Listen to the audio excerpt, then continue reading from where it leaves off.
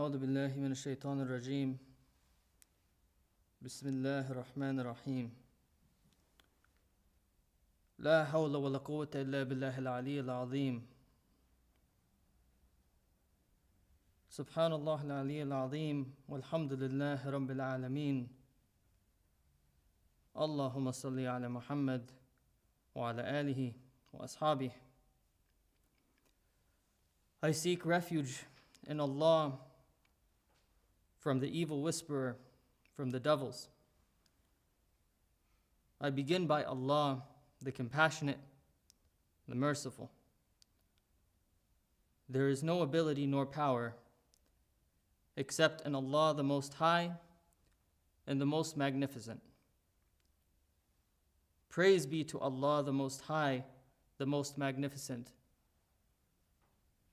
Gratitude for Allah, Lord of all that is connected, for all is connected. And peace and blessings on the Prophet and his family and his companions. Before I start today's khutbah, I wanted to just mention an order of business.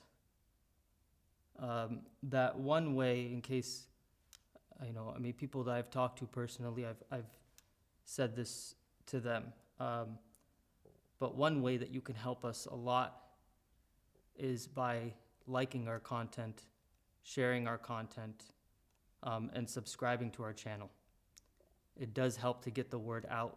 If this is something that you have benefited from, that you feel other people should see, we do need that help because the topics that we often talk about are suppressed and are not, in the best of scenarios, not algorithm friendly. And that's the reality that we live in today. We're no longer moving to another city to spread the word. We are learning the science of this technology, which is so rapidly changing. So I wanted to say that. Today's khutbah, there was a comment made on one of the Sirah halakas that was rude, and so it wasn't approved. We don't let, we like to keep our environment friendly. However, it got me thinking, and I thought that there's a learning opportunity in this. And it was a comment that was in response to the Prophet, peace and blessings be upon him, that the aspect of his character that when he was told someone was suffering or found out that someone was suffering, he would drop everything and go to help them, even if he was going through some tumult himself. And this person commented that the problem with Islamic sources is that they don't have a concept of Western psychology, because this seems like a psychopathological disease like dependent personality disorder or people-pleasing. So I wanted to, aside from how insulting and degrading that is, I wanted to dive into this a little bit, because we see this constantly on social media. And there's a lot of pop psychology where narcissistic personality disorder is being thrown around. And I don't think people actually understand what these terms mean. And they tend to, whether with historical figures or in their own personal relationships, cherry pick certain behaviors and use that to validate their own narrative and serve their own purposes. So in the spirit of trying to aid against shaitan, I offer this for people who might have doubt in their heart. So let's take this a step at a time. We'll take the easiest one first, which is dependent personality disorder, which is recognized in the Diagnostic Statistical Manual, which is what clinical psychologists use to diagnose disorders and so on. However, it's really incorrect in this context because it is typified by an excessive and pervasive need to be taken care of, submissive and clinging behavior, fears of separation and abandonment, difficulty making everyday decisions without excessive advice and reassurance from others, and so on. So this is actually the opposite of what I think this person was trying to get at. I think what they were trying to point out was codependency. But we'll get to that. Next is people-pleasing.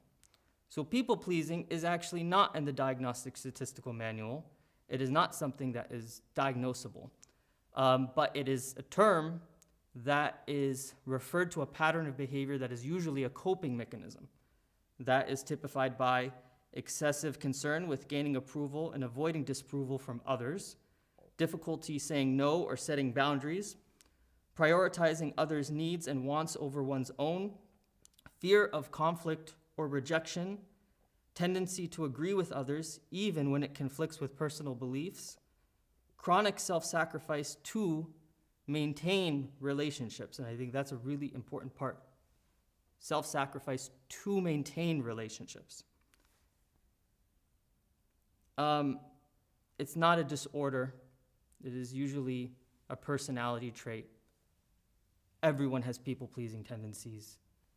It's actually pretty normal, but it becomes problematic when it becomes a lot and excessive, as with any of these things. So he didn't mention codependency, but for the sake of completeness, let's go through that.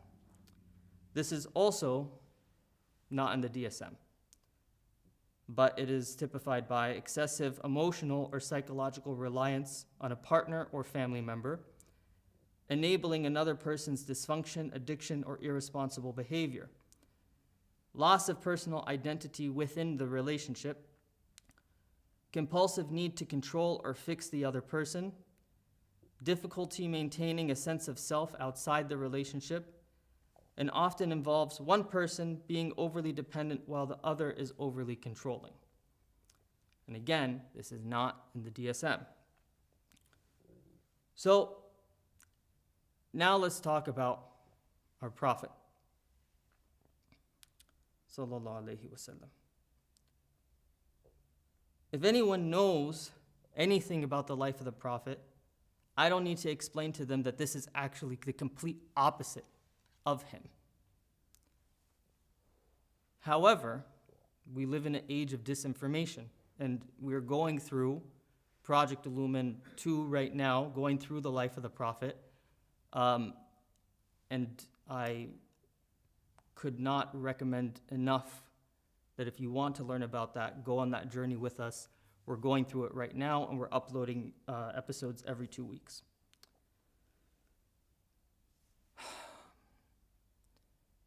The reason why, if I could, and I don't know if this person was Muslim, I always like to not assume what the person is going through,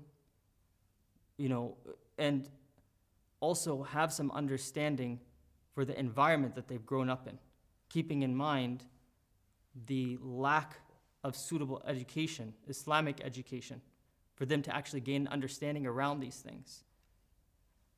This is so antithetical to the Prophet because his entire life, his entire being was standing up against the systems of power that were sowing corruption in the land.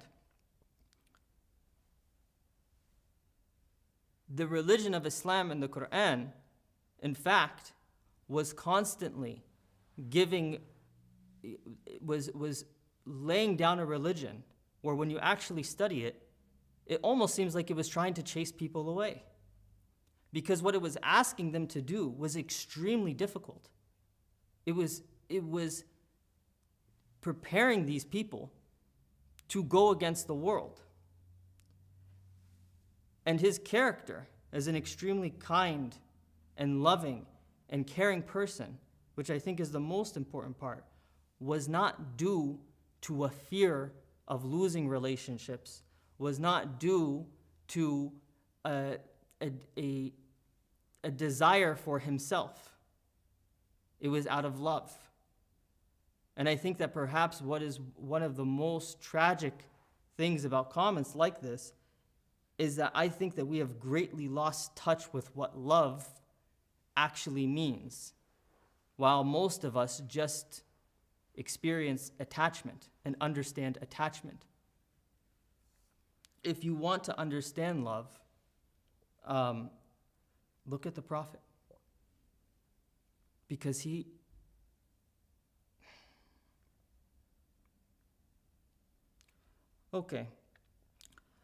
this was coming during a time where the Muslims and he were going through intense persecution and intense isolation, and yet continuing to deliver a message that not only challenged the status quo and disrupted the whole society, but also alienated him from the people that he grew up with. That doesn't sound like people pleasing. That sounds like the opposite. And so when you look at kindness, and you look at a level of kindness, and you pathologize that, that's a really, really dangerous place to be in. You've deconstructed the divine. But let's take this a step. I'm not going to go through dependent personality disorder because I think that's very obvious. But I think one of the important things to keep in mind with this is that people-pleasing,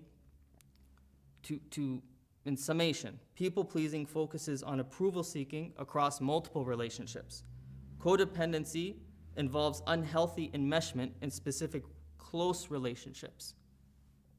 And dependent personality disorder centers on needing others to make decisions and provide care for you. When we look at the Prophet Muhammad, he frequently took unpopular stances that created significant conflict, particularly in challenging the religious and social norms of Meccan society. He maintained his monotheistic message despite years of persecution and social rejection. And he's described as a leader that was making impossibly difficult decisions, and they were never aimed at popularity. In fact, in the second khutbah, we're going to get at this a little bit more. That point of popularity. He reportedly corrected followers and established firm boundaries around religious practices. And this is now, let's get into codependency. He maintained his sense of identity and mission, even though he had a wide array of relationships. And his prophetic role and his community leadership was completely independent of his personal relationships. He was not, in other words, he was not enmeshed with another human being. And it's completely ridiculous to think that he was enmeshed with a human being. This is me humoring this logic, because I think I believe, if I remember correctly, in a khutbah that I gave a long time ago, I talked about a book called Crazy Like Us. And the author's name is escaping me, but if you search Crazy Like Us, you'll find it.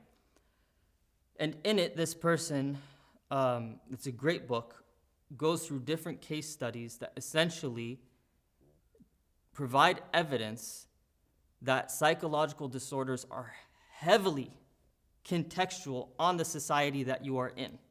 One of the examples that he gives is anorexia in China, and traces how, yes, there were eating disorders in China, but anorexia, as we understand it, did not start to show up in China and was actually absent from rural villages until as you saw Western society permeate and spread.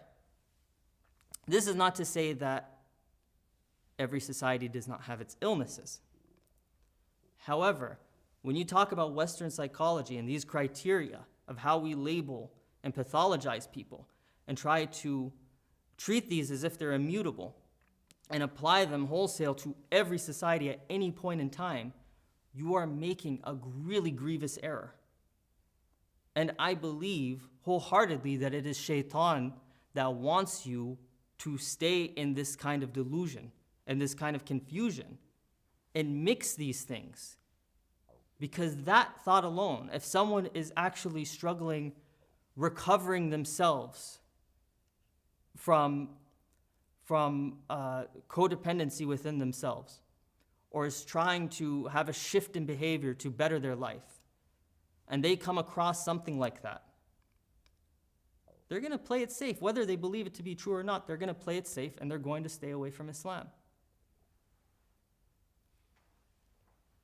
And so here, at Usuli, we take psychology very seriously because it is a language of today. It is necessary for us to understand it so that we can help people to become educated. And this is why I think education is extremely important, because it can make the difference between going down one path or going down another path. Whether it is someone who has encountered the stories of Aisha's age, or slavery within Islam.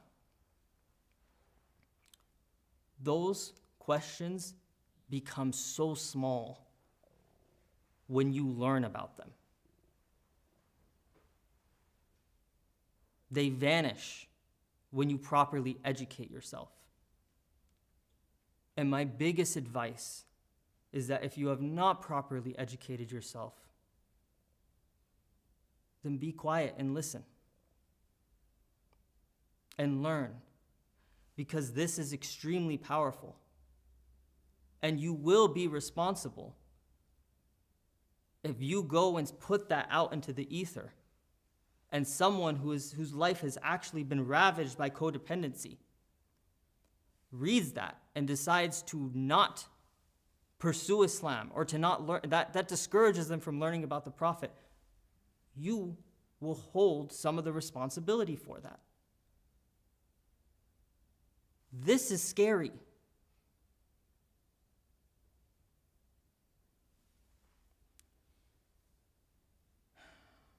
I think one of the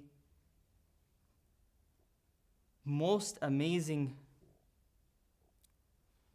things that talking about things that personally spoke to me about the Prophet is I have had little times in my life where I was in the role of a teacher or in the role of a guide, or perhaps I allowed myself to think of it that way. Talking is addicting. Teaching people is addicting. Approval is addicting. And when you actually study the life of the Prophet, the truly amazing thing about this man is none of that. None of that. And he was meticulous. Impacted what he said or what he did or the decisions that he made.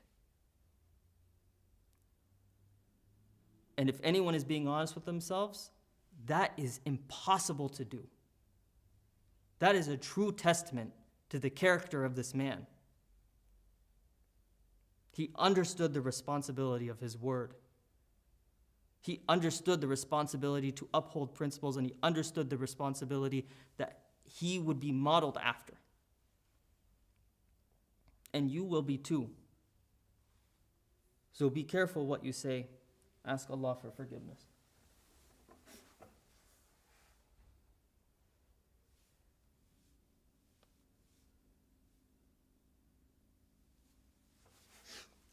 أعوذ بالله من الشيطان الرجيم بسم الله الرحمن الرحيم لا حول ولا قوة إلا بالله العلي العظيم سبحان الله العلي العظيم والحمد لله رب العالمين اللهم صل على محمد وعلى آله وأصحابه. I seek refuge in Allah from shaitan, from the devils. I begin by Allah, the compassionate, the merciful. There is no ability nor power except in Allah the Most High and the Most Magnificent. Praise be to Allah, the Most High, the Most Magnificent, in gratitude for Allah, Lord of all that is connected, for all is connected, and peace and blessings on the Prophet and his family and his companions. I want to talk about Surah Al-Isra,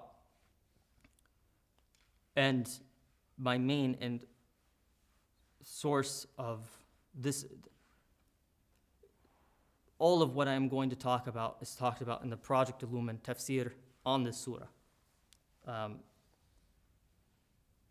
It's not just that I recommend going and listening to that. I think if you are wondering what to do next, go and watch that, like you would watch Netflix, and take notes, which I guess you wouldn't do with Netflix, but you get my point.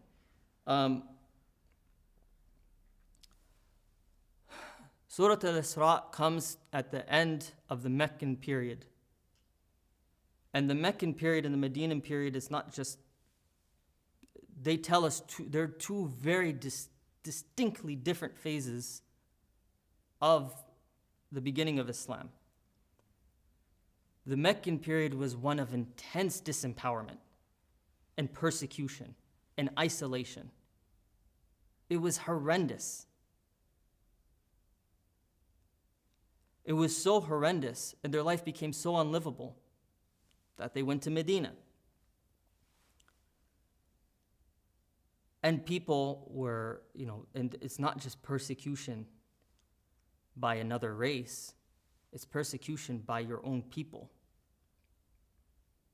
by your own family. And later, they would be going to battle with people of their own family.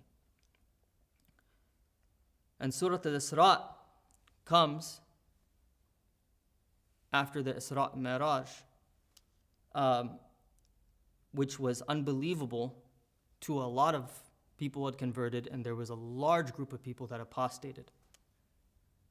So now if you can imagine, if you are one of those core Muslims, you know this is the truth, you believe this is the truth, and you have from one side people persecuting you and killing you and the threat on your life, and on the other side, your numbers are getting thinner and thinner. Imagine that despair. Because they didn't know. We know how things turn out. It's very easy to gloss over the story. But the way I like to think about it is I like to think about my present time and times where I felt despair. When something seems so big, and leaders are doing things that are so ridiculous and so evil, and yet the world seems silent, and I say, I don't know how things are going to change. That's what they felt times 10,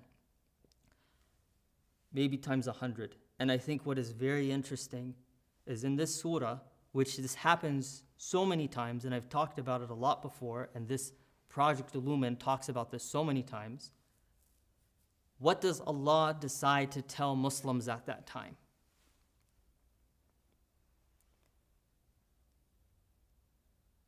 Does Allah decide to tell them it's okay, it will be okay, you're the chosen people, don't worry? Does Allah decide to give a message that will comfort people, that will keep people? Does he give them battle commands? No. What he does is he gives a message giving them a very specific covenant, a series of principles that they have to uphold.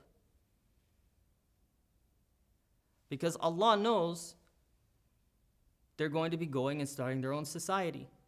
Allah knows that they're going to be facing their family in battle soon. And what Allah is concerned about is making sure that the religion, the principles, are protected. And these are the people that are going to do that. So let's take a look at what these principles are.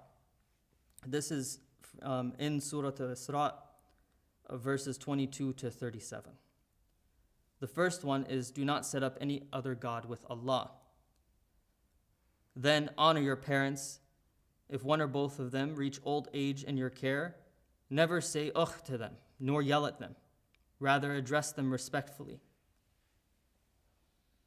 And this is very interesting because they're about to be in battles where they might be fighting their parents or their brothers and their sisters.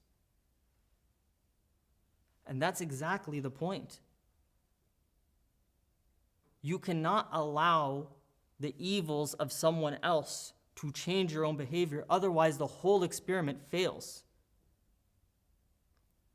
There needs to be a social fabric. There needs to be respect. There needs to be care and taking care of. People need to be able to grow in a society and be taken care of in a society. Allah doesn't start gearing them up for war. Allah doesn't give them reassurance that, don't worry, everything's going to be okay because this is going to happen. This is what He tells them. Give to close relatives their due, as well as the poor and needy travelers. Do not spend wastefully. Do not kill your children for fear of poverty. We provide for them and for you. Surely killing them is a heinous sin. Do not go near adultery. Do not take a human life made sacred by Allah except with legal right. Do not come near the wealth of the orphan unless intending to enhance it until they attain maturity. And honor your pledges, for surely you will be accountable for them.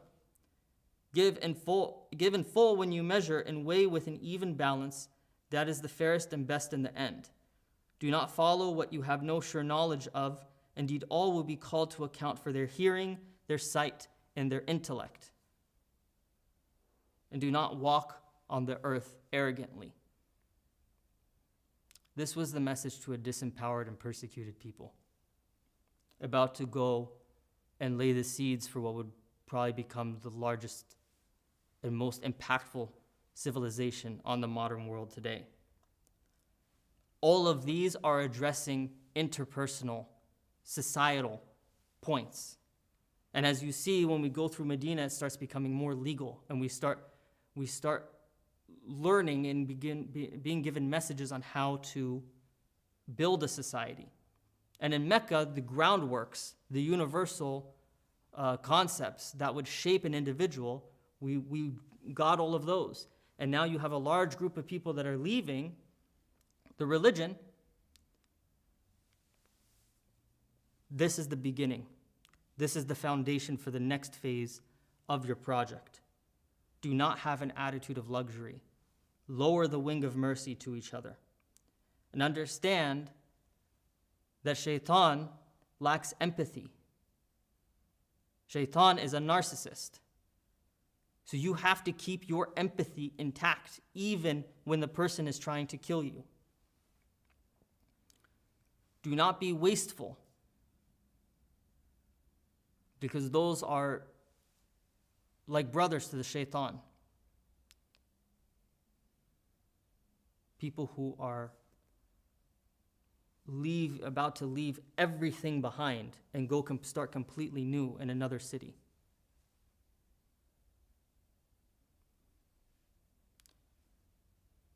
And most importantly, remember that you are not allowed to deal with anything on this earth except through a license from the divine. Your words, your thoughts, your life, everything comes from God and is because of God. And so when you have a success, that is God's success.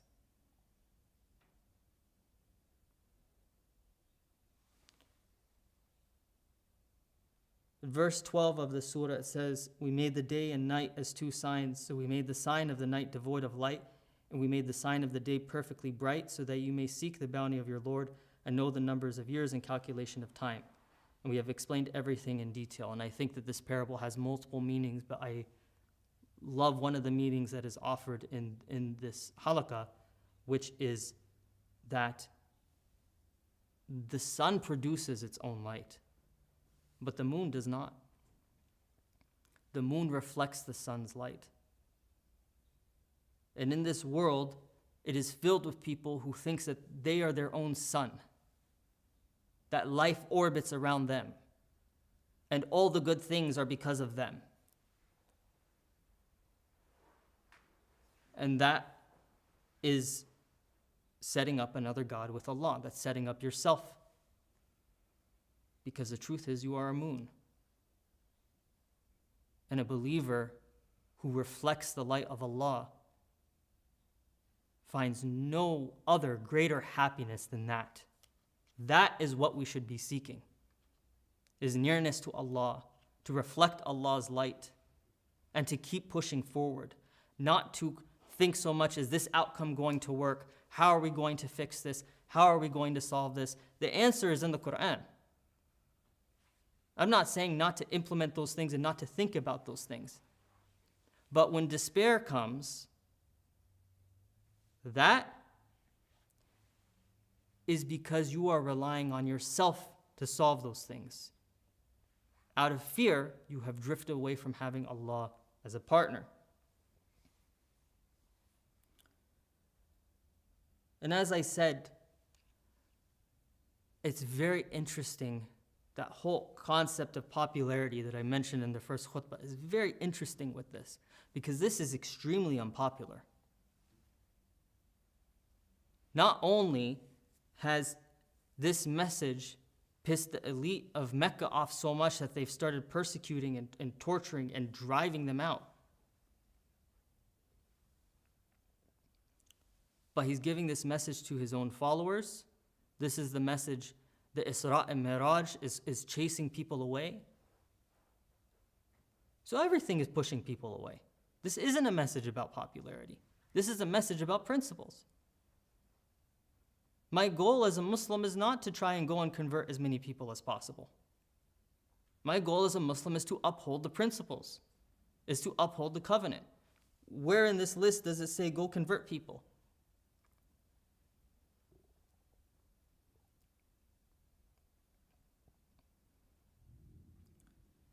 This was a message solely interested in establishing an uncompromising justice and goodness for all creation. Once the Muslims, and they did, and that's a story for another time, and it's a story that my father has talked about more times than I can count. Once the Muslims gained the power to create a refuge for goodness, which is well after this surah, then people did enter in droves. So my advice to you is to read the Quran, study the Quran. Don't think, when can I stop doing this? Don't think, well, 30 minutes is enough. This needs to be your intimate partner. Not TV shows which are predominantly written by Zionists. This. And it's not as entertaining. And it's hard. Because the goal is to reflect that light. And this is how you reflect that light. This book will transform you. Do not follow your whims or your habits or your logic. Apply yourself to the revelation until your whims are in line with the revelation. Make your habits reflect the life of the revelation, and marry your logic to the revelation.